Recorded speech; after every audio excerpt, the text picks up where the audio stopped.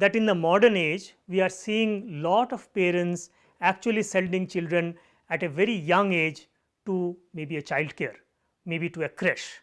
So, that is one example of how the job of parenting is actually being outsourced. Remember, the first time you went to a school, part of that it is about your parents outsourcing your education. Now, to me it happened when I was about 4.5 years old, but for our children it is happening much earlier, and hence the circumstances have to be such that you can still have direct supervision. So, many of these creches, many of these play care days actually have cameras fitted in, so that as a parent you can sometimes supervise. Now, as the child grows up, or rather let me tell you about my case. As I grew up, this direct supervision got replaced by rules and regulations. Right? So, when I was 8 years old or 9 years old, my mother had a rule saying that I will have to be back home by 6 o'clock in the evening. If I am not back by 6 o'clock in the evening, she very clearly told me that you do not come back at all. Now, at that age, I had realized that I cannot survive outside my home beyond 6 o'clock or at night, because who will give me food, where will I sleep? So, that was my rules and regulations. Direct supervision obviously was there, but since you had to allow the child to go out and come back, you impose rules and regulations. Now, after a while, I went to an engineering college, which was 300 kilometers from my place. So, I had to stay in a hostel. So, now the rules and regulations were also not adequate enough, because my parents had no way of monitoring when I was coming back, what I was doing, etc. So, the rules and regulations were then replaced by what we called output based control.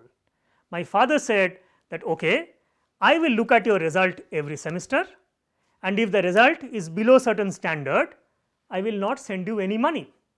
Remember, even at that time I was not earning any income. So, I was critically dependent on my parents for the money that they will send me, and our educational institute has this very bad policy that they will directly mail my results to my parents.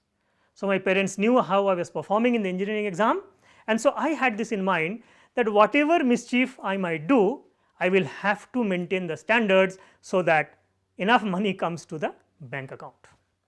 10-15 years later, you think about it, I joined a job, I traveled far away, I went abroad, I came back, and I started earning myself. So, even that output control was no longer applicable to me, but parents are parents, right? They would still love to control their children in some way or the other. So, then my father one day sat down with me and said, you know what, this family has certain values and I would like you to follow those values.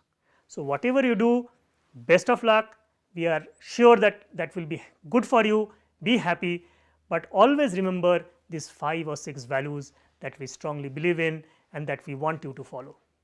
That, ladies and gentlemen, is culture control, because for them it is now very uncertain. So, they are giving me the entire autonomy, but setting the boundaries, saying that if you keep these things in mind, if you keep these principles in mind, then we will be happy, and hopefully you will also develop into a good individual being. Now, I tell you this whole thing also to highlight the fact that as an employee evolves through an organization, the control systems need to change. Just as a child grows up, control system needs to change, same with employees. When an employee is at the lower level of the organization, rules and regulations, supervision, they should be able to accept that. But as the employee grows up, he or she is also thinking that now I expect greater autonomy. Now I expect people to trust me more because I have already proven my skills, I have already shown results. And then if you are not tweaking around the control system, then you might actually have a very unhappy employee.